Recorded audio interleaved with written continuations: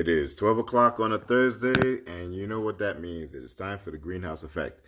We have no music today because we have no internet. So I am doing this live from the lab, but it's on the cell phone, which means two things. Number one, you have a different view of me today, so it's like a little bit more concise. And the second thing is that I may be able to pull in a couple people, a couple of guests to come talk with me today. So um, if you're out there and you're willing to talk, I might pull you in to be a guest today. So welcome to the Greenhouse Effect. As usual, I am your host, Hayden Greene, and we've got a lot of stuff to talk about. Everything from going back to school to you don't like this view? Why? Because I'm wearing my Green Lantern shirt? Is that the view that you're having trouble with, Anthony? So we got a new show coming up on HBO that I want to talk about. There is, yes, Austin, there is no Prince today. I know you're in your glee. No Prince music. Although I gave you some homework and listen, so like if you haven't done your homework, you can't talk crap about Prince, right? Um, let's see. So we got a new show coming up. I want to talk a little bit about summer being done. It's over. Um, I am catching up on some old shows, and I'm kind of mad at a couple of my friends for not putting me on. But it is all right. It is what it is. But let's get started. First and foremost, I want to bring you greetings from Yosemite Park. We are in Yosemite Park today, and it doesn't look like Yosemite Park because Yosemite Park does not exist. Yeah, it doesn't. But somebody might want to ring 45 up and let him know that Yosemite Park doesn't exist. So I don't know what he was talking about, but Yosemite is a place in this country. Yosemite Park, not so much. Anyway, for those of you who have no idea what I'm talking about, the commander in chief, the person in charge of this country, the person whom people voted for and put into office, the person who makes a decision about whether this country goes to war and the things that affect this country, um, the person who is supposed to be the most American of all Americans, got on TV during an interview and pronounced Yosemite as Yosemite. Yosemite. President of the United States said Yosemite twice. So here's the thing. I'm from a different country, right? I did not grow up here. Well, part of my growing up was here, and then the vast majority of my youth was spent in another country, and I grew up with Bugs Bunny, and I remember Yosemite Sam, and I never knew how Yosemite was actually spelled, because it's early 70s and stuff like that. Didn't have access to all of that stuff, and I was in a different country. Excuses are tools of the weak and incompetent. Anyway, I didn't know how Yosemite was spelled. When I finally did see Yosemite spelled, I was like, wow, I don't know what that is. What's a Yosemite, right? And so I learned, and I figured out, like, oh, okay, that's the way you spell Yosemite. I was 18, maybe, and I had not lived in this country, right? So I take a pass because I didn't see that word on a regular basis, and I only heard the name through not comics, cartoons. The man who lived in this country for the majority of his life, or assumingly all of his life, and has been elected to the president of this country should know that Yosemite is pronounced Yosemite. How do people still back him? How do people still look at him and go, "Yeah, that guy's a qualified leader"? I, I don't get it. I don't get it. I just don't get it. So there's so much that I don't get about his presidency, and he just keeps on adding to it, right? So I don't get it. Anyway, so I'm not gonna spend too much time on that, more than I've already spent on it. Yosemite Park in the background here, so enjoy the wonderful view from Yosemite. Um, so two things, not two things, but like the next thing, HBO has a new show coming up, and racism is good for his base. It is. So HBO has a new show coming up, and the last time that I put y'all onto a show, it was the Watchmen series. And yes, I'm taking credit for telling people about the Watchmen series, but a lot of people were not Watchmen fans, and dude had his finishing talking about Old Faithful. Everyone knows Old Faithful is located, not to mention who at the age has never seen an episode, right? So nobody gets it. Dude isn't. I'm just reading your comments. All right, but let me go on to the HBO. So yes, I'm taking credit for putting people on to Watchmen, because a lot of people were not Watchmen fans before that show came out, and I was telling a lot of people, it's like, hey, listen, you need to just watch this show. I put my wife onto it, and a lot of people caught up on the book in order to watch the show. So I think that that it was a good choice, and I think that a lot of people benefited from watching the show, as evidence from the fact that it got 26 nominations for Emmys. The show is amazing. Well, I got another one for you. And this one is from Jordan Peele, who is actually literally my idol these days. Like, Jordan Peele has completely done what I have been asking for years.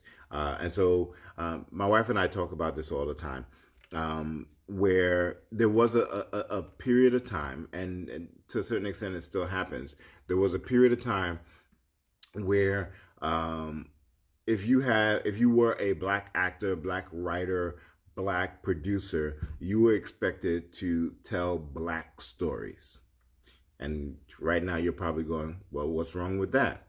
Right. So granted, black stories need to be told, but my problem was, I want to see stories being told with black characters that don't necessarily have to do with the black experience per se, but just show black people living their lives.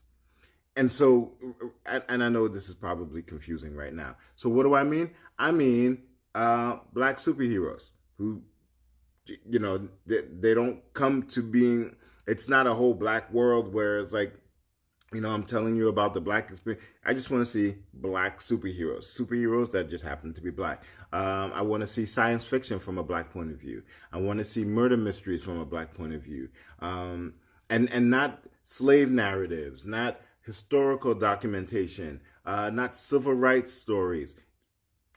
I do want to see those things, but I don't only want to see, every time that somebody is pulled in to be a black director, that you get that those are the stories that you get. I wanted to see people doing these stories from a black perspective, but not necessarily the black narrative. And I hope I'm making myself clear about that, right? Answer to the bell is Jordan Peele. Jordan Peele does horror from a black perspective, does science fiction from a black perspective. He does comedy from a black perspective. So this is my point, right? So like when you look at Us and what is it? Oh my God, Get Out. Those are horror stories with black characters from a black perspective. It is not, although This Is Us has intonations of slavery and auctions and stuff like that. But the point of it is that it's a horror story, right? The main lead is the black character, and it comes from a black perspective. So that's what I've been craving for. It's like, how do we get to the point where we see black science fiction, science fiction from black writers from their point of view that don't, and it doesn't necessarily have to be these slave narratives. And Jordan Peele has answered that bell. And so his latest project is on HBO, and it is called Lovecraft Country.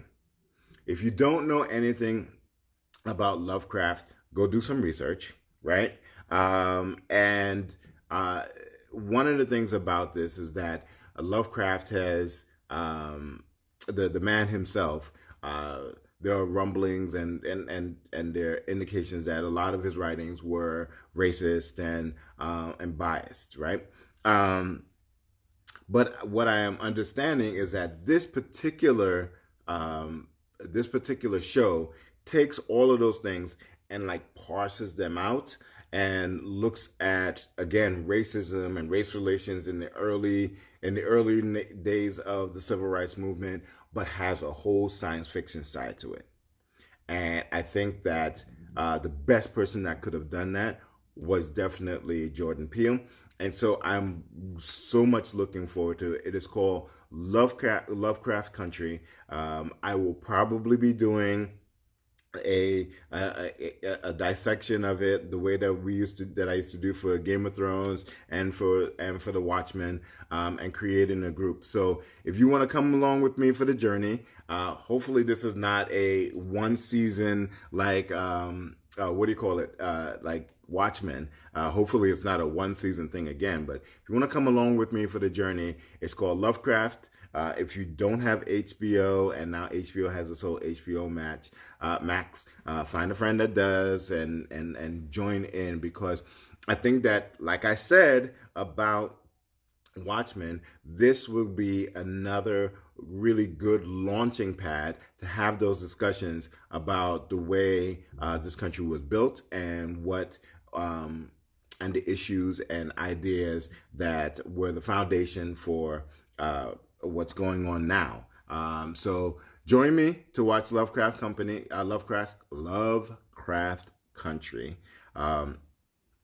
I do not work for HBO, although HBO should be sponsoring me now that I've said all of this stuff, right? Somebody get HBO on the line. I'm just looking over here to my imaginary secretary. Already had Lovecraft on the list just by seeing the comments. Yeah, absolutely.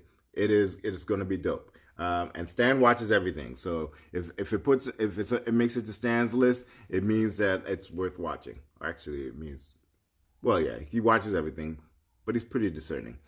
Speaking of Stan, thank you, Carol. I appreciate it. So speaking of Stan put me on to something that's called Top Boy. For those of you who have not watched Top Boy but love The Wire, Top Boy is amazing. It was a really great show. It had a first run of 4 episodes each. It had two seasons, and it's a British drama. So, like, again, if you think The Wire, think of The Wire in England, in London. And so it was a really good watch. One of the crazy things about it was that it had 2 seasons. The second season ended, and then there was, I think, 8 years or something like that before Drake found out about it and put some money into it, and then they had another series, and this third series just wrapped up as well. But it was crazy. If you watch Top Boy, that second series though just ended like, how do you end a series that way? It was bananas. So if you have not watched Top Boy, I advise, that's good watching for you. We had to watch it with the subtitles on. Yes, it is in English. No, if you are American, you will not understand what they're saying. Use the subtitles to get the full context. As we went along, my wife and I found ourselves Googling what the terms that they were using, because they use a lot of, different terminology that is idiosyncratic to London, idiosyncratic to the drug trade, idiosyncratic to what's going on. Yes, we saw Summer House. We watched Summer House and we watched Top Boy. We actually watched Top Boy first, thinking that that was the actual series, and then realized that Summer House came before it. So it was an interesting watch because we watched all of these different interactions and people being angry at each other, or people having these interactions and talking about people showed up at my house and this and that and the other, and not understanding where this came for. So we were like, okay, we don't get it. And then we realized that Top Boy Summer House came before it, and it answered all of those questions, which was an interesting way to watch it because you then got to watch these characters, and you're like, oh man, I know what happens to this guy. I'd love to see what the course of what the trajectory for this character's arc is, and really being interested to find out how he started here and then get all the way up to here. And so yeah, so it was an interesting way to watch it by mistake, purely by the mistake. Yeah, bruv and food and mandem and peace. And yeah, so bruv is brother, and food is the drugs, and mandem is smushing together man and them, as in your crew, and peas are the pounds, right? So it was very interesting. Yes, Summer House was grittier and darker, and that's what really brought people in. And then it went away, and apparently Drake uh, threw a whole bunch of money into it, and now it is. Now it's back with season three. Although I like season three, I really do like season three. It's got a lot of layers to it. Um, and I like the way that they've incorporated some of the backstory into it, and you're wondering when certain characters are going to show up and resurface. But yeah, so we are no New York Undercover needs to stay right where it is, and that's another story. That's another thing that's bothering me. Like a lot of these shows are getting like reimagined or are getting they're bringing it back with some new characters, and the old characters playing like the parents of the new characters. There's enough stuff out there. Make new stuff, right? Make new stuff. There's some shows that just need to stay where they're at and don't need to come back. If you want to give those particular actors another shot, create a whole new show, right? Like just like if you need to see the people from New York Undercover, create a whole new show and call it something else instead of trying to relive. Because guess what? They're trying to appeal to the 18 to 30, whatever that market is. And people don't know who those characters are. They never watched New York Undercover. So it's cats like me that are reliving all of this stuff. And now all of the young people are like, well, why are you interested in this show? Um, anyway, so bring back the old and gritty stuff. I, I don't know. I think some stuff needs to just stay where it is, and we live in what we saw there. Um, the other show that we are just now watching, and don't come at me, we're late to the party. I admit it. We are now starting to watch The Shy, um, and we're 2 episodes in, and we're hooked, and we're definitely part of. We're going to be part of like the fan base for this show. It is an amazingly written show. I did not see like first episode. For those of you who watch The Shy, that first episode, I didn't see that going in that direction. I was like, oh, this is gonna be the person that I owe, and he's not there anymore. Right? It was very much Game of Thrones, except like they didn't start killing people until like the end of the season. The Shy got right to it. And it's one of the things that I really like about The Shy is how all of the characters are intertwined. This person sells sneakers to that person. This person is the nurse of that person. That person is the so everybody's interacting, and I really do like the writing. And it's a really good show. So it's 3 seasons in, and I'm very happy that we found it. Like we're all late to the party. I get it.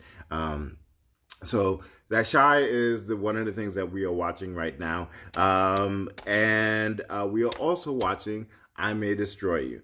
Um, so I May Destroy You is I'm not quite sure how you describe I May Destroy You. It is, except that it is one of the realest shows that you will watch out there.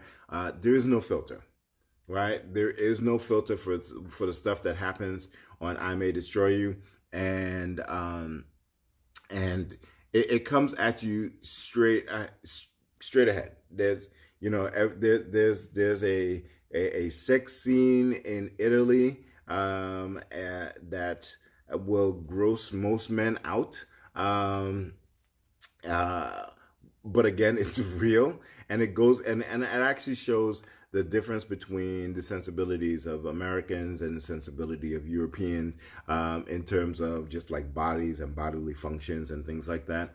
Um, the conversation about rape culture and cancel culture and social media is all tackled, and I think that the writer for the show is brilliant, and she, if those of you who follow her from Chewing Gum, know her her comedic styling, and but like just her timing and just how brilliant she is in terms of just like writing, and just keeping you engaged.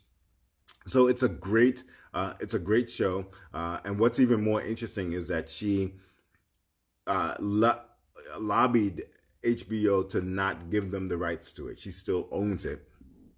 And they threw a crap load of money at her in order to own this show. And she said, no, you can lease it, you can license it, but I will still own it. So she still owns the show and is going to get paid off of this. It's just really well done. One of the things that I so far that I like about it is all of the characters are flawed. I mean, all of the characters are flawed, and they sit in their flaw. They accept where they have not been great. They accept where they've done some things that are not perfect, but they also accept the places where they are working on things, and you see people apologize, you see people doing real stuff. And so if you have not checked out I Will Destroy You, please do that. Again, Carol, get HBO on the phone. I'm over here doing work for them,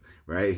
so um, so those are the shows that we are watching right now, and uh, it's a little bit disturbing because the summer's almost over, and so we're just now picking up a couple of shows. I Will Destroy You. We've been following from the whole time, but summer's almost over, and so we're picking up new shows, and this is kind of right where you would start to see new shows starting to debut, and some of those are not going to be debuting because production has been down for the entire year.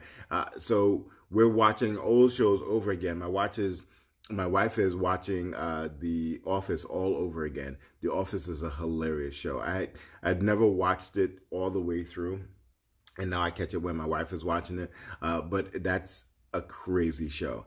And again, people you watch it and you go like, somewhere out there is an office that operates exactly the same way, and the boss on the office, Steve Carell's character, is definitely exists in a lot of places, and that's the scary part, right? So like this stuff, I remember when we were going through, and for those of you who don't know what I do for a living, I am the director of the Multicultural Center at Manhattan College. And one of the things that whenever you go through diversity training or there's any kind of workshop, the episode where they did diversity training at the office is always pulled up as the absolute worst way that you could possibly do diversity training. And so, but again, like I said, you know that Michael Scott is out there somewhere. We're binging on How to Get Away with Murder. Just Austin, run! Anna's binging on How to Get Away with How to Get Away with Murder. This is not a good look for you. This is not a good look. Run! Oh, and by the way, Happy birthday, happy belated birthday to So. We had the date wrong because we got power knocked out. Well, we didn't get power knocked out. Thank God. We got our cable knocked out yesterday or 2 days ago. What's today? I've lost track because we don't have internet, so I don't know when anything is. Um, uh, Mike says, "Wow, that sounds like a cool job." Mike is one of my pushers, and I will tell you what that means in 2 seconds. So, happy belated birthday to So. She is now 11, and they are growing up way too fast, and they're growing way too tall. They like I looked at my kid the other day, and she's 5 seconds from looking me in the eye. And when that happens, she gotta leave. She gotta get a job. You can't be taller than me in my house. It just you gotta go. You gotta go. All right. So and I'm glad Mike said that because what I want it brings up something that I think I've said here before, but I think bears repeating. So Mike is my pusher, and he is not my drug pusher. He is he is one of the people in my crew who always tells me, here's the next thing that you could do, and you can do this next thing. You are worthy, you are able, you are this is right for you, and don't feel like don't listen to any of the things that people tell you, or what you are telling yourself about achieving those things. And why that's important is that if you are in a crew, if you got a crew, and that crew isn't saying to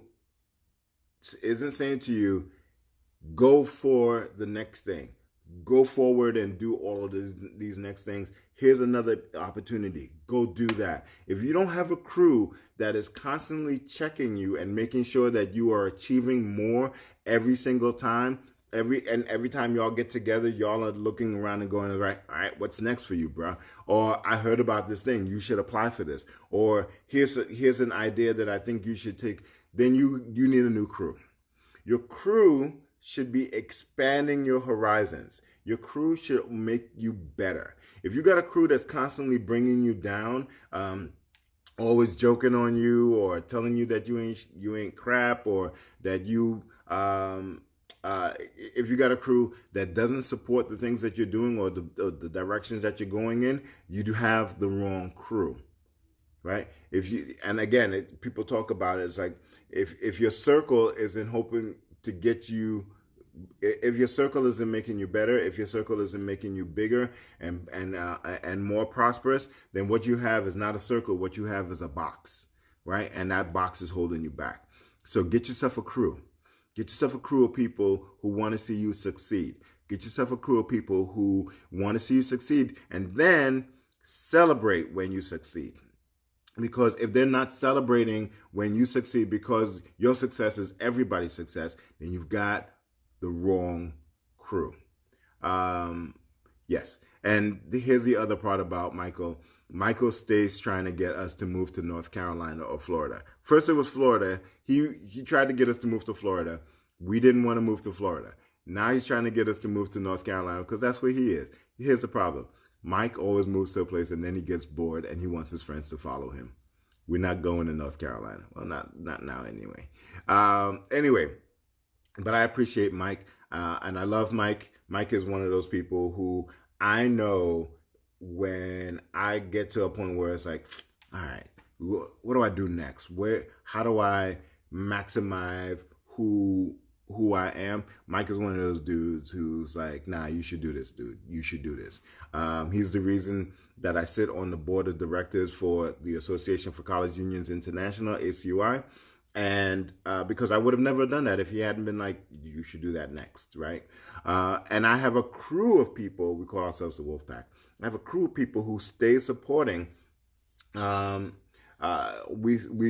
stay supporting each other, and whether it is getting a PhD, what up, Dr. J, Dr. Julie, or moving along in places like ACY, or getting better jobs, or moving, or all the rest of that stuff.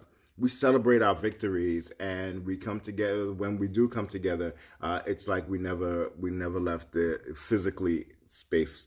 We never left the physical space together. So get yourself a crew. You need a crew. You don't need a crew to go smoke weed and sit around and play video games unless you are programming video games, unless you are marketing video games. If make sure your crew is making you better. Anyway, but yeah, Mike, thanks for that. Like I said, I feel like I've said that before, but again, it bears repeating. And so where was I? Oh, we meanwhile, all those messages to move to wherever, that's not for anyway, so we got the storm knocked out Isaisa, or I cannot pronounce that name. I always trip it up, and I apologize to anybody whose name that actually is. Hi, Miss Johnson.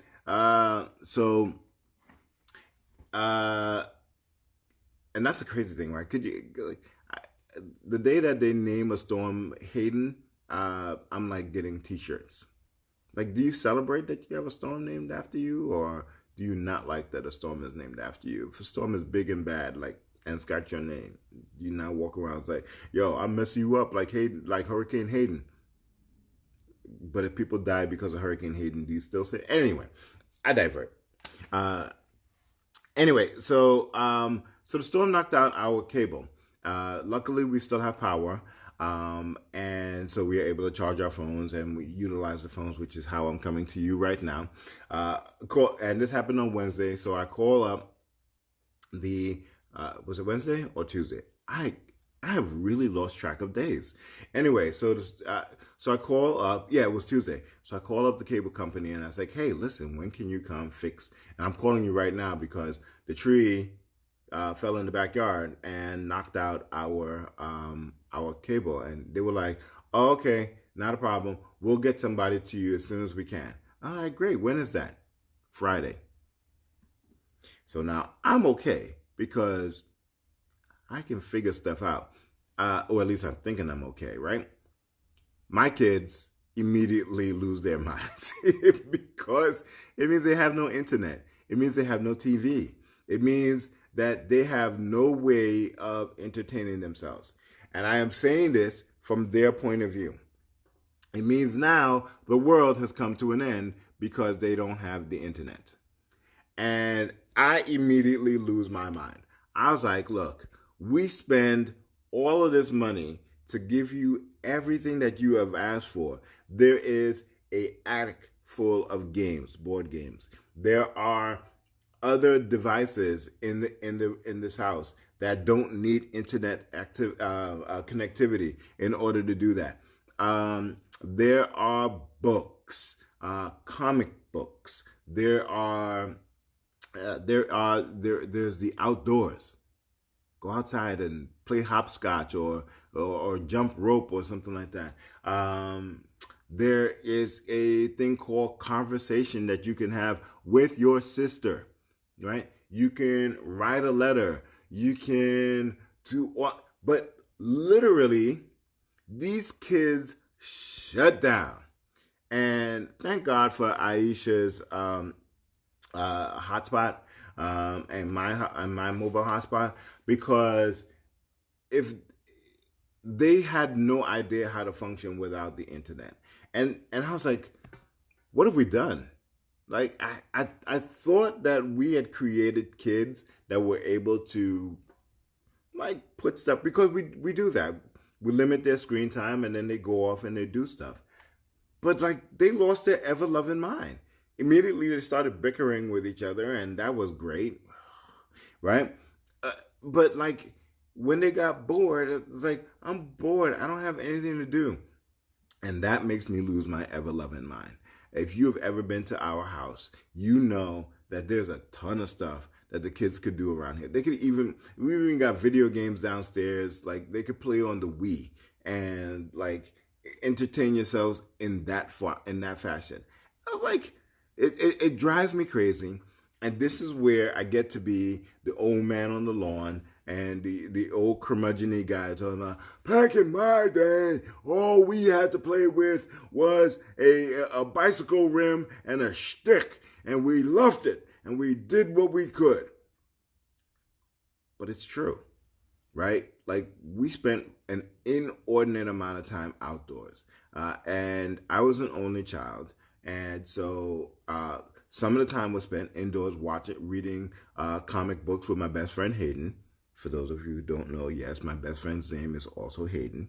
And so we spent time indoors reading comic books, but then we went outside and we played Skelly, or we harassed the girls who were trying to jump double dutch, or we rode our bikes, or we just walked, or we sat on the porch and watched life go by.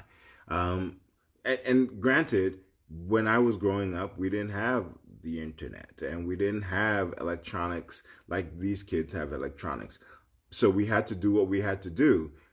But still, they have everything that we had, and now they have all this other stuff, and still find the gumption to fix their mouth to say that they're bored. There is no way you can be bored.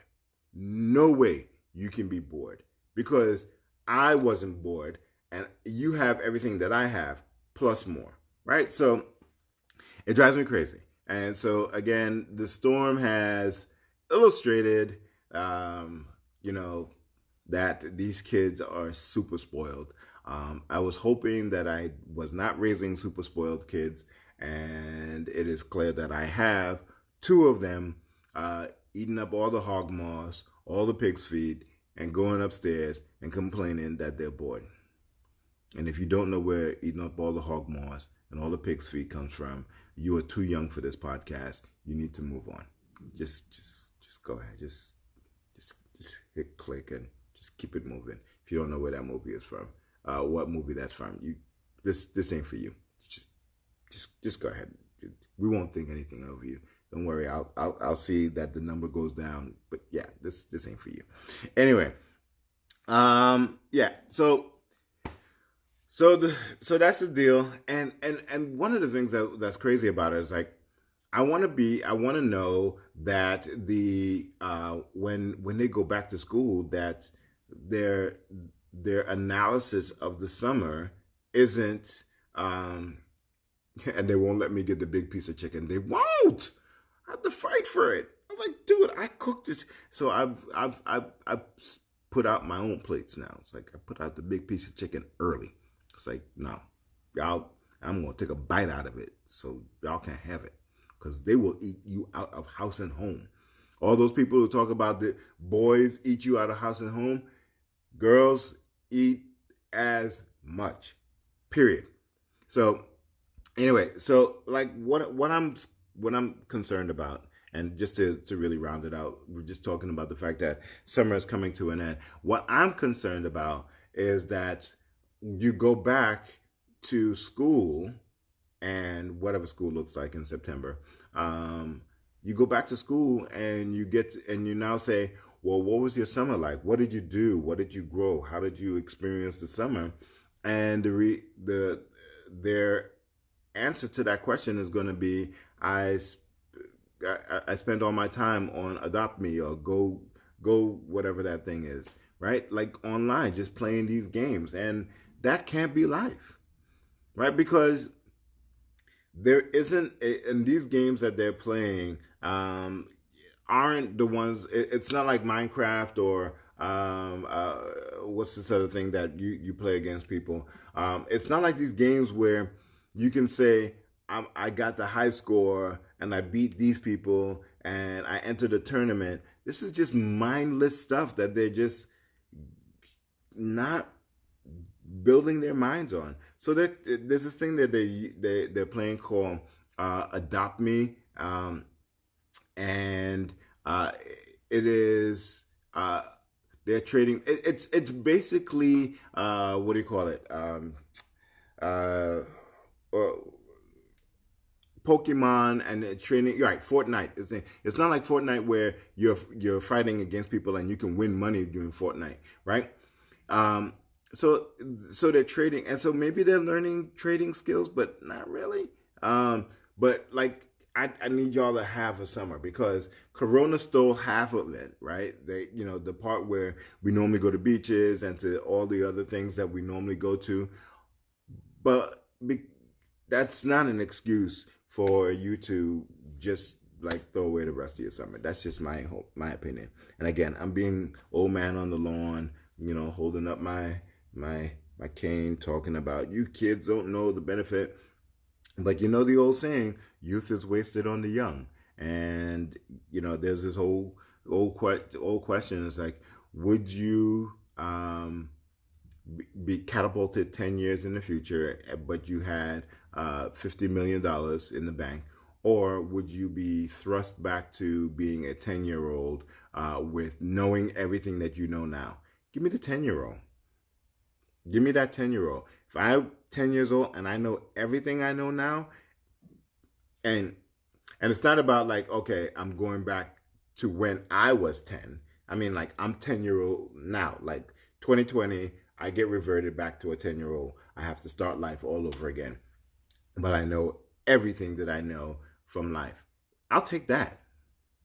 I'll take that, because again, like I just said, youth is wasted on the young. And if I can live my youth knowing how fleeting it is, knowing how um, uh, interesting I can make it, and just not make some of the mistakes that I made when I was a young person, I'll take the 10 years old all over again, right? And just understanding how youth is the one time in life where you can try things out, where you have the energy to do certain things, when you have your whole life ahead of you. So I, you give me, you send me back to being a 10-year-old right now, I can make my life entirely different. And it's not about being like rich or anything like that. It's about enjoying your youth, enjoying what. And I had a great youth. We all had mishaps in our youth, and we had parts of our youth that weren't great. But I had a great youth. I liked being young. I enjoyed the time when I was young, right? But you can always do things even better. You can always make it more engaging. You can always be a better person, right? Uh, Chuck says that means he gets to haze me again. Yo, Chuck is probably one of the few people. I played Phi Beta Sigma in fall of 1991, 9 weeks, 6 days, 38 minutes, and 6 Sigma seconds, 3 Sigma seconds. And so I pledged it, and I wasn't afraid of very many people. Chuck is one of the people that I was afraid of while I was pledging, after I crossed, and I'm not quite sure, but I think I might be still afraid of Chuck. And Chuck runs a wrestling camp, Morris Fitness. If you are in Atlanta, check out Morris Fitness. Chuck runs Morris Fitness on a wrestling camp down there, and his kids are phenomenal. Those wrestlers, those kid wrestlers are just dope. And which is crazy, because I think now I'm afraid of his kids too. It's bad. Chuck instills a lot of fear in me. Yeah, yeah. If you've ever met Chuck, you'll know what I'm talking about. And Chuck's not big. Chuck's not a huge guy. Chuck's shorter than I am. Don't mess with Chuck. Just don't.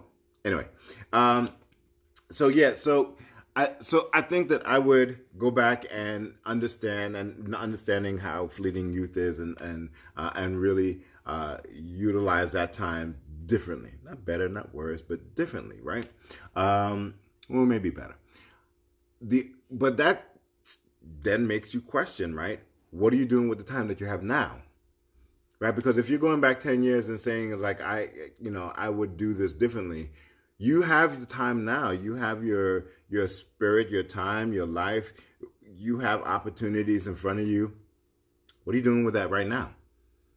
Because 10 years from now, somebody could probably say, I'm going to throw you back 10 years. And you'll be like, oh man, if I knew what I knew 10 years ago, I would have done this differently.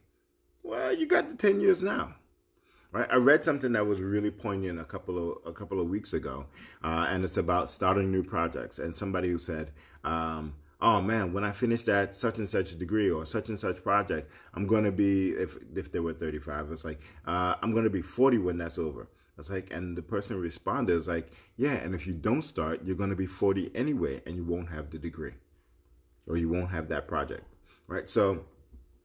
Um, so yeah, if you're whatever age you are right now, you have the opportunity to make changes, do things, take advantage of your life. Don't wait to 10 years and wait for a magic pill to somebody send you back 10 years. And knowing what you know now, you know what you know now. Live your life and take full advantage of that. Um, okay. Uh, I wanted to give a shout out, not a shout out. That's a really horrible way to put it. I wanted to send condolences out to anybody who was affected by the Beirut explosion. Um, it is it is coming to light that there were chemicals that were stored improperly for over a decade on this wharf, and the fire ignited that and just decimated that entire area. And it says that it's like an atomic bomb went off, and people will never be the same.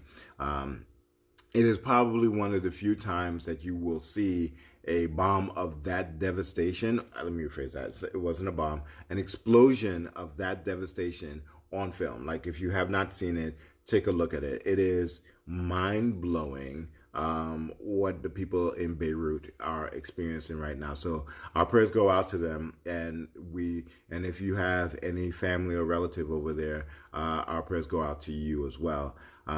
But it's 2020 is taking the cake. It is literally taking the cake. Every month, it's the Jumanji thing again, right? Every month it's a new ammonium nitrate, right? It's a new thing. And if anybody had hurricanes, tornadoes, sharks, and ammonium nitrate explosion in the month of August, you win Apocalypse Bingo. It is amazing. It is flabbergasting what is happening to this world. And maybe, just maybe, all of this stuff was happening before, just in drips and drabs. But literally, it feels like 2020 is a culmination of every crazy thing that could have happened happening all at once. And so here's where I'm going to say the thing that everybody has probably been thinking and doesn't want to say out loud. So I'm going to be the dude, right? Hopefully, 2021, everything changes. But what if it doesn't? What if this is all the new normal? What if everything crazy that is happening is we would look back and go, man, I'd trade 2025 for 2020 because 2025, those robots, the robot aliens are really messing things up. It's like, could you imagine if this is the easy year and we're going into times where like it gets even worse? Okay. I'm hoping that this is a pivotal year, and then, craziness, and then it comes down, right? But it is very, very possible that that's not the case, that we are in for some real more craziness in 2021. So yeah, and so yes, everybody always says it's like we're living in biblical times. I will tell you this right now. I am 51 years old in a couple of weeks. We have been living in biblical times for decades. Like, you hear this over and over again.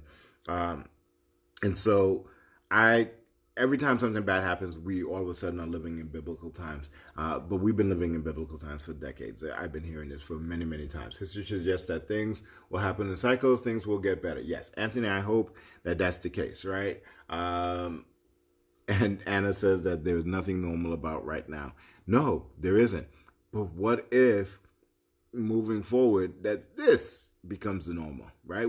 It's not normal for us now, but what if it does, right? Anyway, so I just I, everybody keeps on saying I need 2020 to be over. Um, I I I just need some of this craziness to be over. Like I don't care if it means the end of 2020 or if it means the end of the summer or if it means next month everything goes back. It's mind numbing, and when I say mind numbing, I mean that in the actual clinical sense. Like we are living in a time where people's minds are people are starting to shut down, and more people are going to need therapy to get through what is happening over this year. And if you are, and this is where I'm going to put the plea out to everybody, if you are currently feeling those feelings of depression or anxiousness or anxiety actually, or being overwhelmed, get help. Talk to people. There are online therapists. People are going back into their offices so you can get an appointment to go see a therapist. It's not just you. Everybody's mind is going to be messed up by this time. And don't try to go this alone. There are people out there who are willing to help you, whether they are your friends or whether it is are there trained professionals out there who can help you walk through this. Don't try to do this on your own, especially if you are heading a family. Don't try to take the burden of what is happening in the world, in addition to the burden of having to run a family, on by yourself. There are people who can talk. So get out there and go see a doctor. That's actually another piece that I keep on forgetting to mention. So with COVID, everybody stayed away from the hospitals, as well they should, right? All elective surgery was postponed, and people who could wait were pushed off until they got the COVID under control. I'm talking about New York. Y'all people in Florida and Mississippi and all the rest of the country that are just now getting through your spikes, you might want to wait. But so there are people who have real serious issues that need to be taken care of, and they had a window. So they were at the beginning of the window, and I was like, all right, I can wait for a little bit. Go see a doctor now, right? There are people, the worst thing that could happen, or one of the worst things that could happen right now, is that you survive COVID and then you succumb to something that is chronic in your life because you now don't go to the doctor, right? So go to the doctor. For those of you who have not, who've been putting off going to the doctor for one thing or another, go to your doctor. They're open. They're taking teleconferences for whatever is wrong with you. If you need surgery, now's the time to go get your surgery. I would suggest going and getting your surgery now before the next spike happens, because everybody believes that there's probably going to be a second spike. And so don't let the fear of COVID be the thing that takes you out, right? It's one thing to be taken out by COVID. It's yet another thing to be taken out because you won't go to the hospital or to the doctor because you're afraid of COVID. So take care of yourselves. Make sure you get out there. Go see a doctor about your mind. Make sure that you're mentally all there. But also go see a doctor about whatever is chronic within you that you have been putting off because you've been afraid to go into the doctors. Standing in my classroom trying to figure out my life. Anthony, yeah, I made an appointment for 2 weeks. Yep, go see your doctor. We're doing regular in-office and telehealth visits. And Miss Sprave is Mrs. Sprave, Judy, Sabine is a, Sabine, I had a hard time remembering your name for a second. I'm so accustomed looking at Jelly Beanie. She is a medical professional. She is a upstanding and outstanding nurse. So listen to the medical professionals. Go take care of yourself. Don't let, again, like I said, don't get taken out by COVID, but also don't, sorry. My bad. I won't do that no more. Anyway, Sabine. All right. So, but yeah, go to the doctor, right? Go to the doctor. I just got my physical. Doctors are being super careful. I just went to the dentist yesterday. Like literally, it's like going through a hazmat unit in order to get your teeth cleaned. But like, I just went to the dentist yesterday. But just make sure you get out there and you take care of yourself. Um, and that's where I'm going to leave it today. Um, Put Lovecraft Country on your viewer list and make sure that you don't miss it. I'll be starting a group in in about a week or so. And other than that, go take care of yourself. You enjoy outside. Enjoy as much of the summer as you can. What if you've never been mentally right? Asking for a friend. I know who the friend is. It's me. I get it. All right, Anna. But y'all take care of yourself, and I will be back here again next week on Thursday at 12 o'clock. You can check out past episodes of The Greenhouse Effect on the YouTube channel. Just Google my name, Hayden M. Greene. I am not the Hayden Greene with the shirt off who plays soccer. All right? Trust me, that ain't me. All right? So y'all take care of yourself. And remember when you said you might have guests? Good times. Yeah. Not no more. Y'all be fun. Y'all be good. Y'all be safe. I'll check y'all next week.